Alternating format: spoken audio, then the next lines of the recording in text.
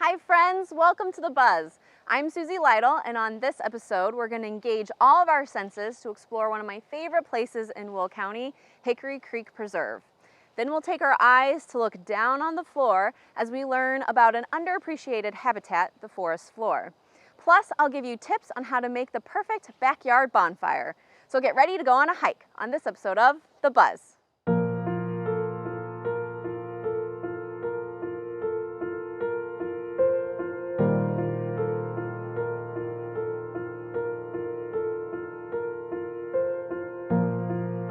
Are you looking for a new place to explore? Let me recommend one of my favorite places, Hickory Creek Preserve.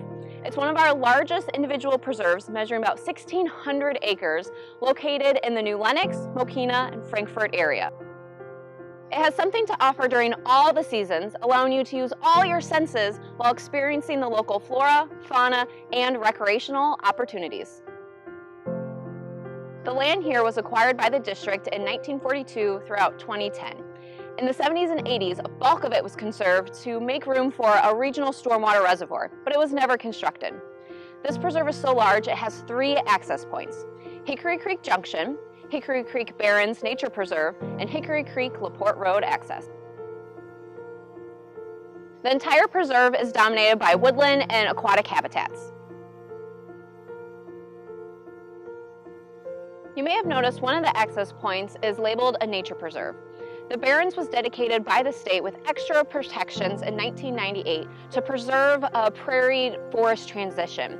This transition includes habitats like prairie and savanna, but also a special soil habitat combo called a silt-loam Barrens community. This special community was not previously known to even exist in northern Illinois.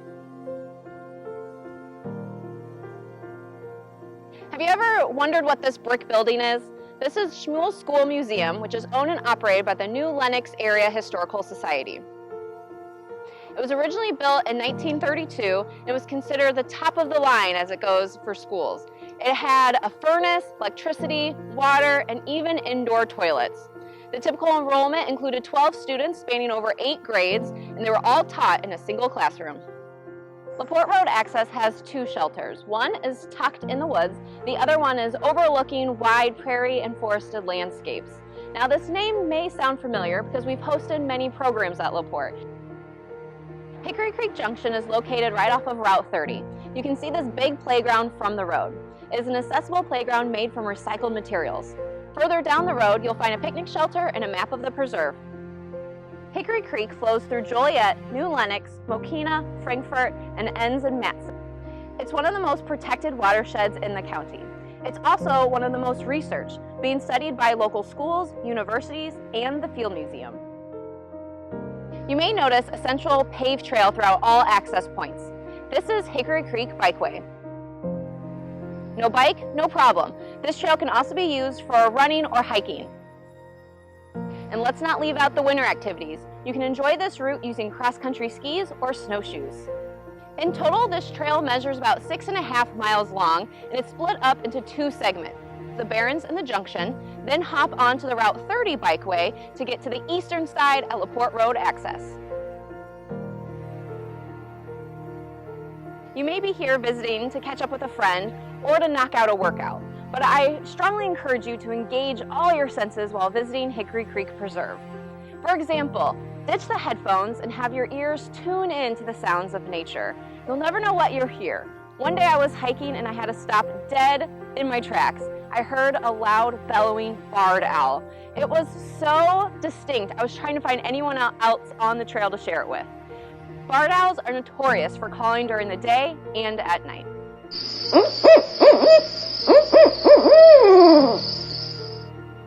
Several noteworthy birds call this preserve home. I have seen and heard a pileated woodpecker that was calling so loud I thought it was a long-lost dinosaur. In the springtime, if you're in the grasslands, you may hear peent, peent. This is the sound of American woodcock. It's a small but plump bird that does an epic dance and courtship flight come spring. If you take a moment to stop by the creek, you may also hear a This is a bird that looks like kind of a fighter pilot flying through the forest and going head first, diving into the creek for a tasty meal. This is a belted kingfisher. It looks like it has a big blue mohawk, and what it's doing is flying, finding fish, and then if you're lucky, you'll see it stop on a log, whack, whack, whack that fish, and swallow it whole. Spending time in nature is also a good reason to slow down. So take a deep breath in and a deep breath out. And while you repeat the process, take in those smells. Fall is one of my favorite smelliest seasons because when the air gets cooler and drier, Pacific smells stand out. So as the leaves fall from the trees, the organic compounds break down, getting a nice earthy smell. And it brings me back to my childhood, playing in a big pile of leaves and hiding in there until there's someone to jump out and scare. Come spring, I start smelling a different range of smells. In the wetter woodlands, wildflowers take their turn in the sun. The first one to break soil is skunk cabbage. And as the name suggests, you get a strong, stinky smell. Now, throughout the spring, different flowers take their turns, and eventually you'll get a nice, sweet smell of the iconic Virginia bluebells. As summer takes its turn, the prairie will be full of colors and smells. Common milkweed smells like fragrant lilac. Wild bergamot kind of has an essential oil smell, kind of sweet but tart. And there's even a grass called prairie dropseed that smells like buttered popcorn. And of course, remember to keep your eyes wide open, looking in every nook and cranny. Sometimes you may be lucky and see a deer's head pop out behind a tree. Other times you may need to get in for a closer look. For example, one time I was hiking and I saw this big pile of what I thought was like clothes on a bridge. Bikers were just flying by, so it had to be just like trash or something. But when I got closer, I gasped. It was a huge eastern spiny soft-shelled turtle. This was quite a sight to see, as this is one of the largest freshwater turtles we have, with a flat, rubbery shell and a pig-like nose. This magical place is a product of a lot of hard work. There have been many restoration efforts worked on here in this preserve. We've removed invasive species, we've done prescribed burns, and plug planting. All this hard work has been done by our natural resources crews, dedicated volunteers, and Lincoln Way Central High School students who have been coming out here for a decade. Whether you live right down the road or will need to make a road trip, I highly recommend Hickory Creek Preserve as your next destination. This preserve has been embraced by its neighbors, so you're sure to run into some friendly faces. Also remember, every access area has picnic shelters that can be rented for your next family gathering or a place to sit down and relax. And of course, enjoy these trails and use all your senses to immerse yourself in the best of what nature has to offer.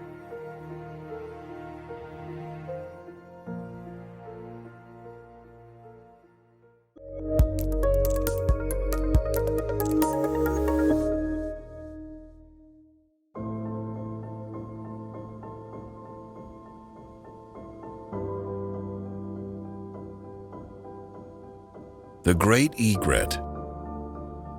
These striking white birds can often be seen fishing and flying around Will County, but it wasn't always that way. In fact, they were nearly hunted to extinction in the late 19th century because they were sought after for their pristine white plumes, which were high in demand in the fashion world. There was such a demand that feathers were worth up to $30 an ounce, more than twice the price of gold at the time. Today, these birds serve as a conservation success story. Hunting and trade regulations brought about by conservationists in the early 1900s helped their population rebound, and it's now considered stable.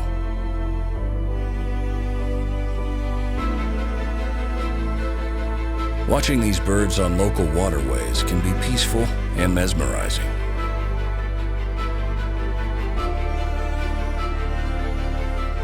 It's common to see them hanging out on the water's edge, soaking in the scenery, or preening their feathers.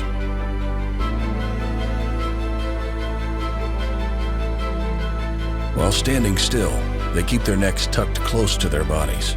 But while walking, or when they see something that grabs their attention, great egrets extend their necks, giving themselves a better bird's eye view of what lies ahead.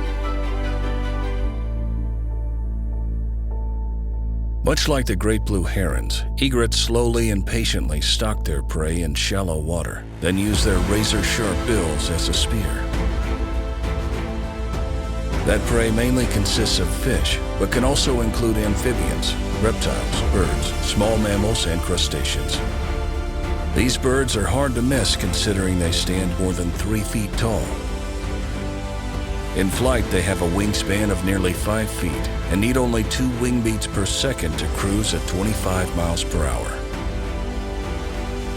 The next time you see a great egret, take a moment to enjoy its raw beauty and be thankful that enough people cared more than 100 years ago to take action and save them.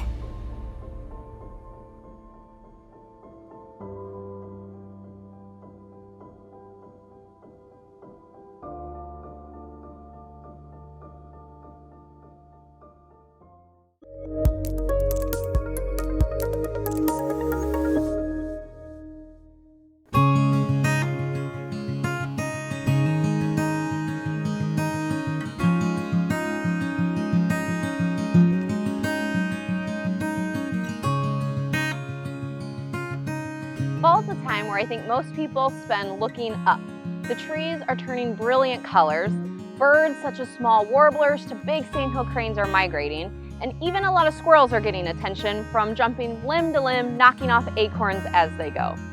But I challenge you to start looking down at this time of year. The forest floor is full of color, life, decay, homes, and tons of food.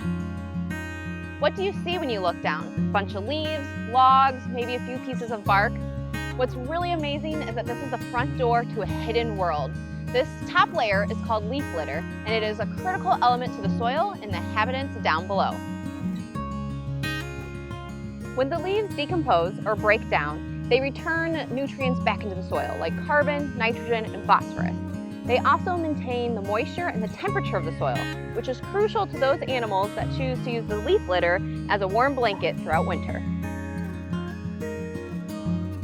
Many animals use leaves as a home, from microscopic bacteria and fungi to the larger bugs. For example, some butterflies and moths will lay their eggs on the leaves, while caterpillars will curl up waiting for spring. On the flip side, a lot of birds and small mammals use leaf litter as hunting grounds, eating worms, snails, and other insects mixed in. This special layer is actually linked to species declines if it's not there. For example, one of our migratory birds, the wood thrush, is declining because there's less leaf litter. Because there's less leaf litter, there's less insects for the bird to eat. Luckily, there's an easy way to help. Leave your leaves on your lawn. That's right, cross off raking on your to-do list. Millions of tons of yard waste get sent to the landfill each year, providing no environmental benefit. Leaving the leaves in your yard will actually provide many benefits. One is that when they break down, they make a natural fertilizer. Two, you may see a boost of butterflies. Now, if your neighborhood has strict leaf removal laws, regulations, think about putting the leaves in a garden bed or in a compost pile.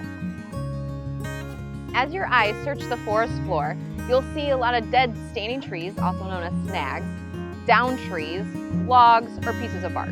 Now, our clean lawn mentality may make us think, what a mess, but in reality, these dead trees serve a purpose. Like leaves, the logs provide a larger scale of shelter and protection. Cavities in trees make excellent homes for a lot of different animals, like squirrels, raccoons, possums, and even owls, who aren't really good at making nests in the first place, so these are like turnkey homes for them. They can also be used as highways. We've caught animals on trail cams using logs to cross creeks and streams, and also chipmunks. They would run right in here to avoid being eaten by a hungry hawk. The U.S. Forest Service is conducting a study to figure out how long it takes for a downed tree to fully decompose. There's a lot of factors involved, including the type of tree, temperature, and how big. But generally, they're figuring out by looking at the forest floor, finding trees, seeing what level of decomposition they are. They're figuring out that a red oak could take 10 years to lose half of its biomass and be fully decomposed in 73. What's really fun is to see what lives underneath these logs. So we'll take a moment to flip some over and investigate. This is a great activity to do at home. So I'll break down some log rolling tips for you. Step 1, find a log that looks like it's been there for a while. Step 2, roll it towards you. This creates a barrier between you and whatever you find. Step 3, dig in and explore. Move leaves out of the way, check for holes, see what you find. Now this is the most important thing. When you're all done, make sure you roll the log back. This is for 2 reasons. So make sure your new buggy friends don't become a meal for the birds above. And when you're out exploring, you always want to make sure you leave the habitat just how you found it. So I'm looking under the leaves. Sometimes there's little hidden things. I try to find holes to see if anyone's hiding in holes. And you kind of have to act quick because a lot of things see the light and scurry away. Both centipedes and millipedes belong to a group called arthropods, and they're different from insects by one obvious reason. Insects have only 6 legs, but centipedes can have over 50, millipedes can have over 100. Now to tell them apart, you look closely at their bodies. Centipedes tend to be flatter and more red, where millipedes are rounder and more brown. They also move a little differently. Centipedes are usually fast and scurry along, while millipedes will roll up into a little ball. They also eat different things. So centipedes are more carnivores, eating smaller bugs, and millipedes are decomposers, eating decaying matter. With our recent wetter weather, I've been finding tons of slugs. Slugs are snails with no shells. They don't have arms or legs, so they move on their stomachs using a muscular and gooey foot.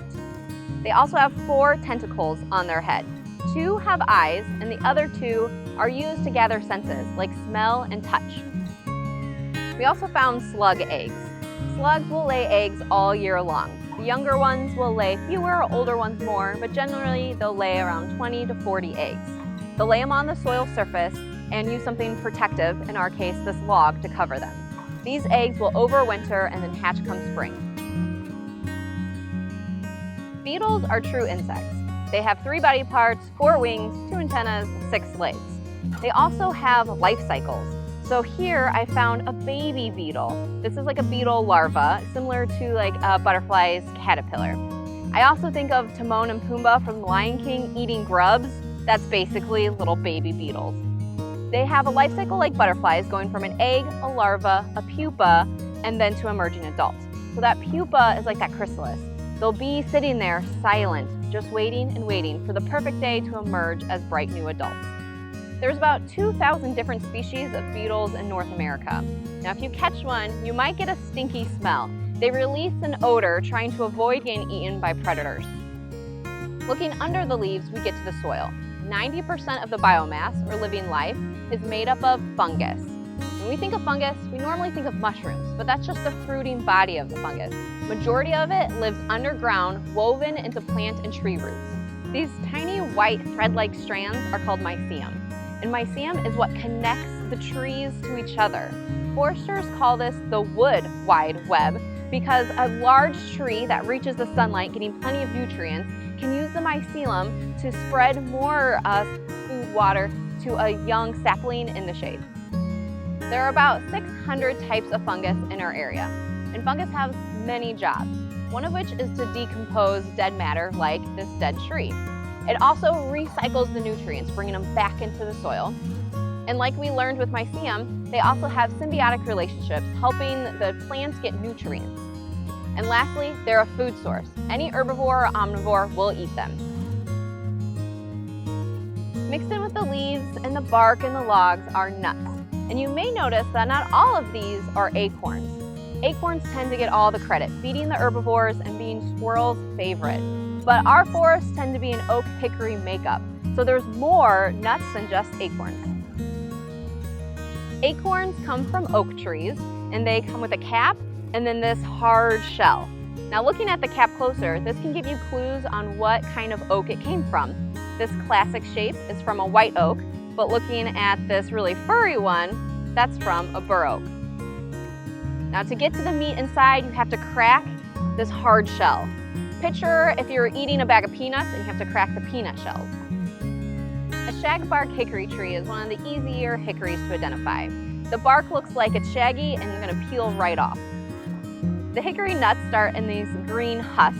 These husks split into 4 shells, revealing the meat inside. The biggest nut comes from a walnut tree. Walnuts are usually found close to water, but can be scattered throughout our forest. They start green and they smell like lemon lime.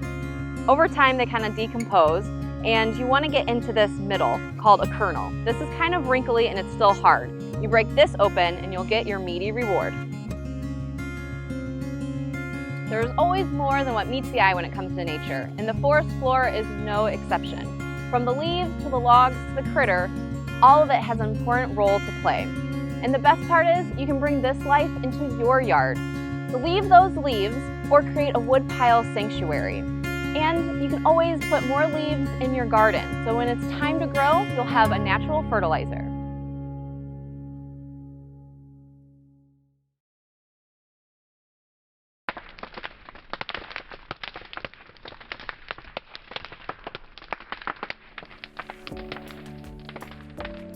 One of my favorite outdoor activities is sitting by a roaring bonfire, but lighting a fire can be a chore. But if you know what to burn and how to build it, the process can be a breeze. In every fire, you need three things: fuel, oxygen, and heat. When it comes to fire, safety first. Make sure you always have water nearby to extinguish the flames. And check conditions. Don't light one on a windy day or during a drought. Plus, check your local regulations for outdoor burning. For a bonfire, fuel is what will be burned, things like sticks, wood, or paper. You may also hear these items referred to as tinder, kindling, and firewood. To start, you need tinder. These are the items that catch the first spark. Examples of tinder include pine needles or dried grasses, pine cones, or man-made items like newspaper and toilet paper rolls. Next is kindling. This gets lit by the tinder and in return lights the larger logs. Examples of kindling are twigs and sticks. Now, a good rule of thumb is to keep your sticks no wider than an adult's thumb. Last is the firewood.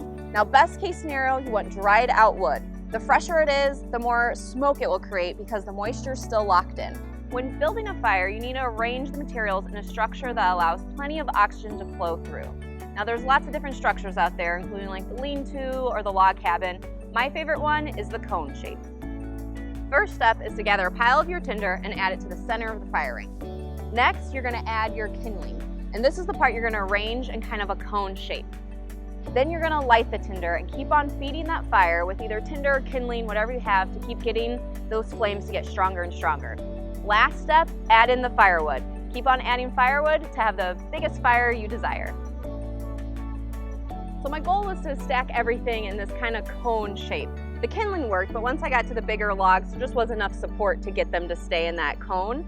But as long as you have enough holes for oxygen to go through, your fire will keep building. Enjoy your fire all night long. Tell spooky stories or sing lively songs, but never leave a fire unattended. When the fun is done, make sure you extinguish the flames by pouring water, stirring the ashes, and pouring more water. Repeat this process until the glowing embers are cold before you walk away. From the largest preserve to a small decaying log on the floor, there's so many surprises around every corner. I encourage you to visit Hickory Creek or go to any open space this fall. It's really great to learn your ecosystem. Visit during the day, in the evening, and throughout the year. Nature always changes, so you never know what you're going to find. To help you map your next adventure, head to reconnectwithnature.org to learn more about your Will County preserves.